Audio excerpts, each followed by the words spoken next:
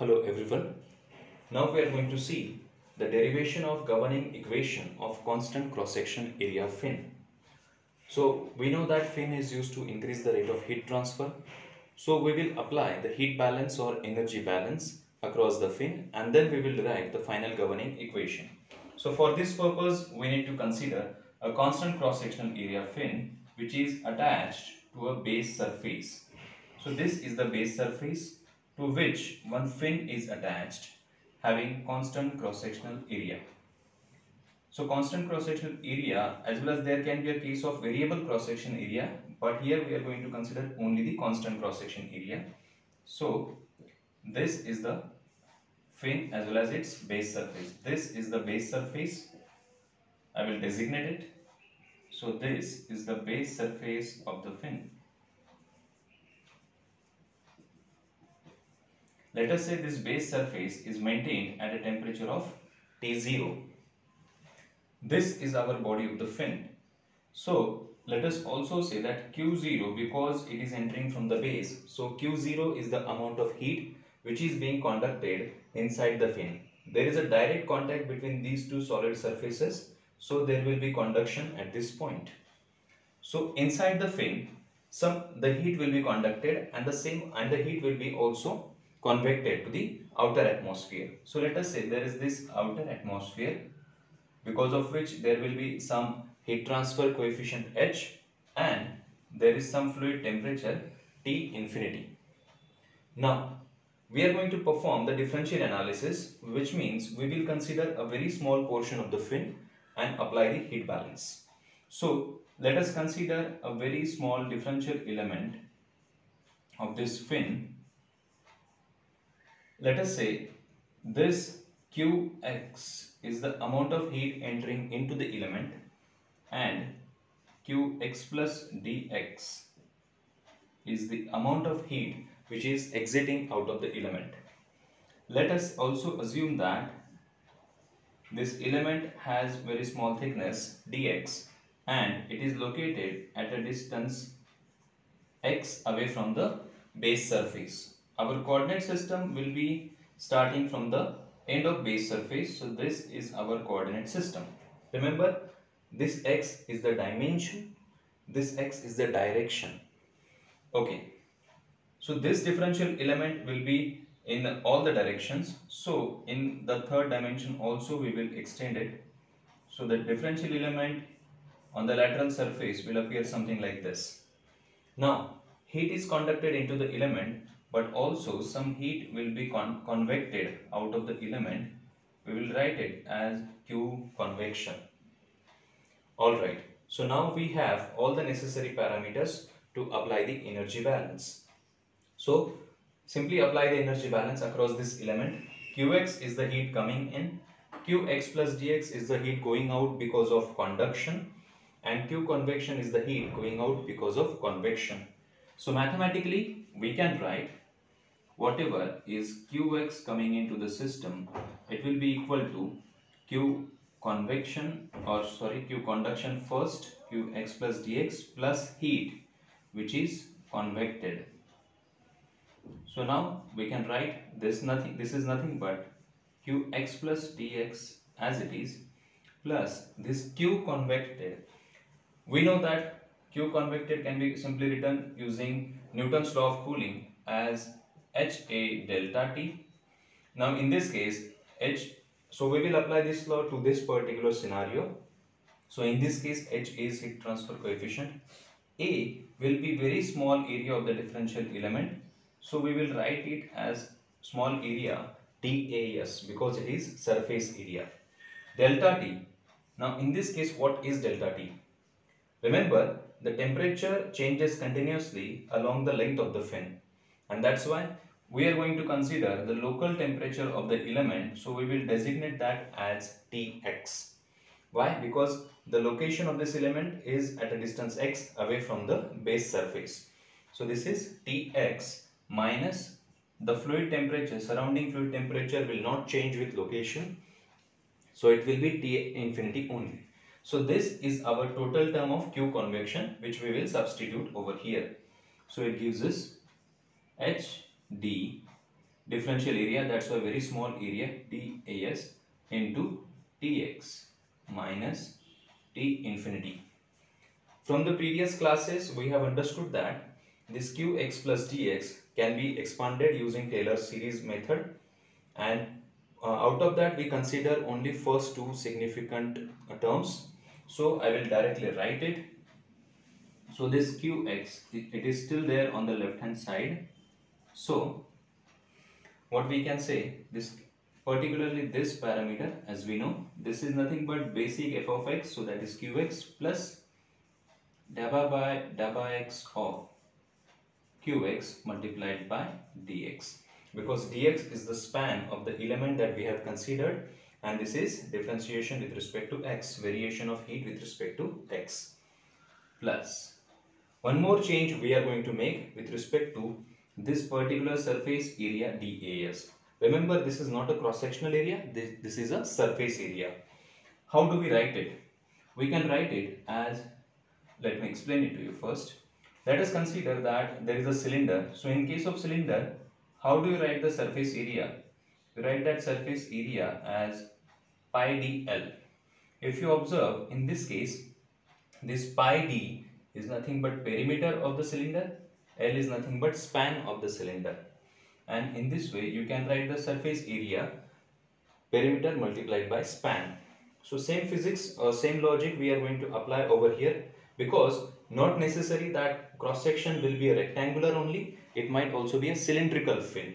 So this will be a very general physical attribute that we can apply to any geometry, perimeter of the geometry multiplied by span of that geometry.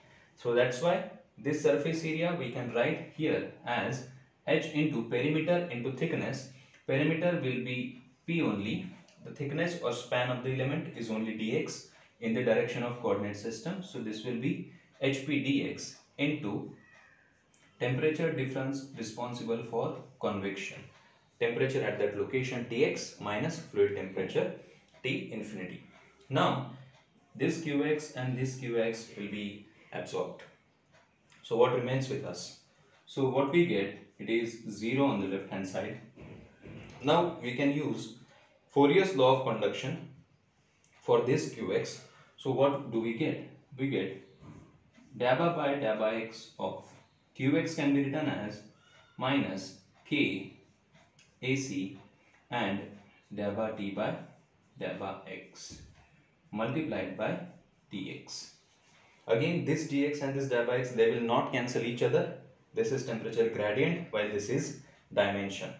Now remember, this is AC, which is cross sectional area, while this was AS, which was surface area. So these two areas are totally different. Plus HP dx into Tx minus T infinity as it is.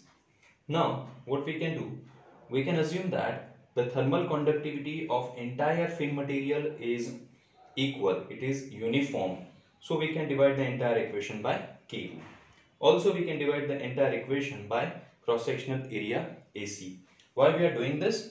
So that we can obtain a parameter that will give us combined effect of these four parameters H, P, K and AC, so that it will simplify our equation and we can move further.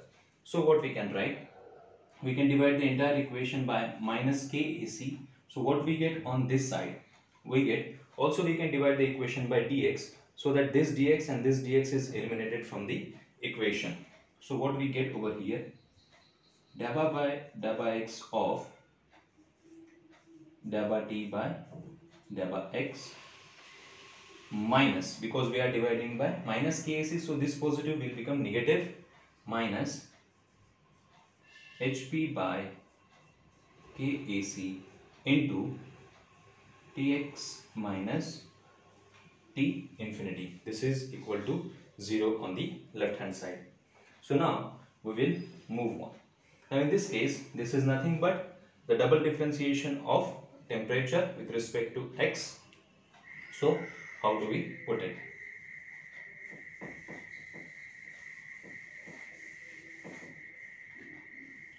Okay, so how do we put it? So it gives us dabba 2t by dabba x square minus this hp by kac we can consider as this.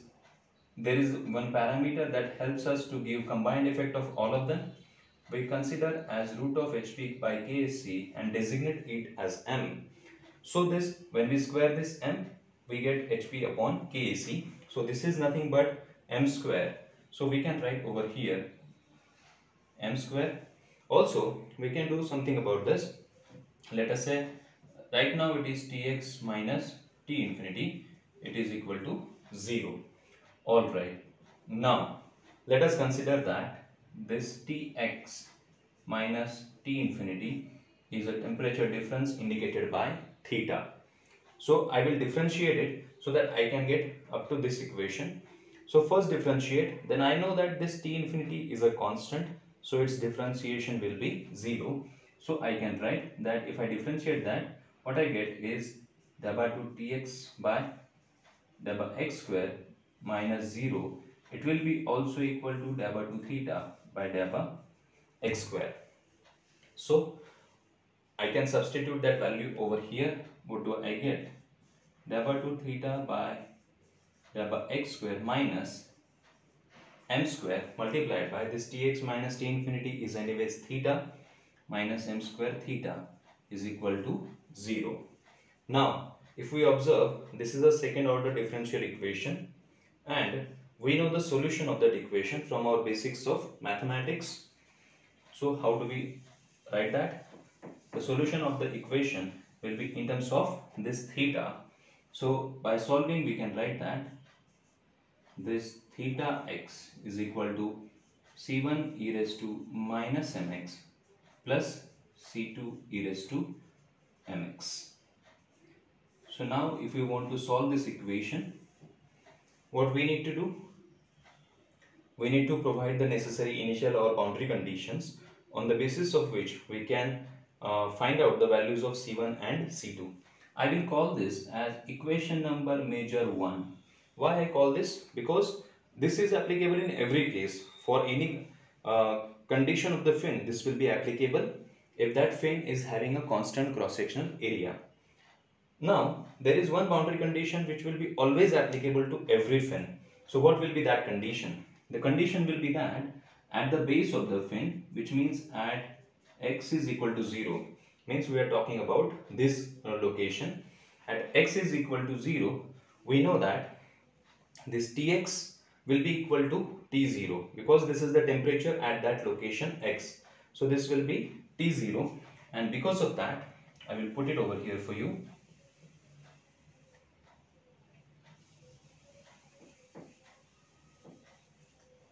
So at that location, what I can write, at x is equal to 0, this will become T0 minus T infinity and this temperature difference can be called as theta 0, which is the base surface temperature difference.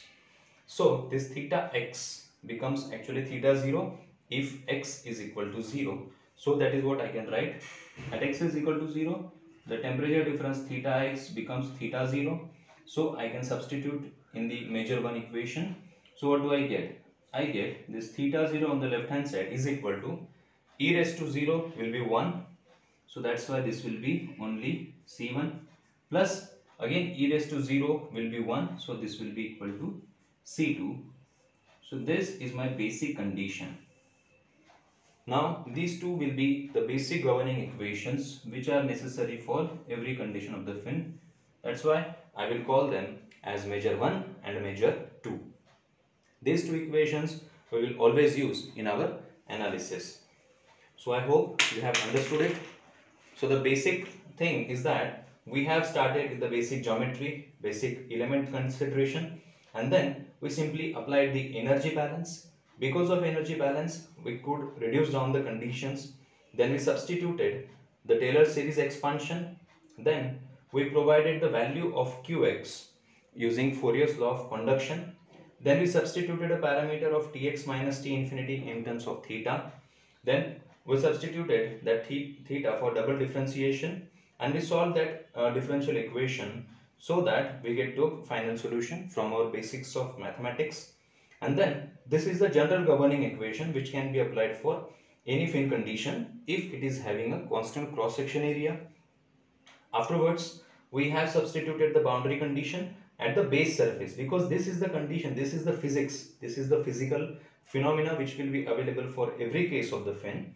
And at that point, at the base surface, at x is equal to 0, the temperature difference will become T0 minus T infinity. So it will be equal to theta 0.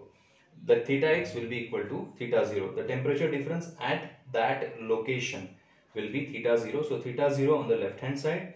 Substitute x is equal to 0, e raised to 0 is 1, so that will be only c1 here. Again, e raised to 0 is 1, only c2 here. So theta 0 base surface temperature difference will always be equal to c1 plus c2. Using these two major equations, we can solve the particular conditions for given fin. I hope this is useful for you. Thank you.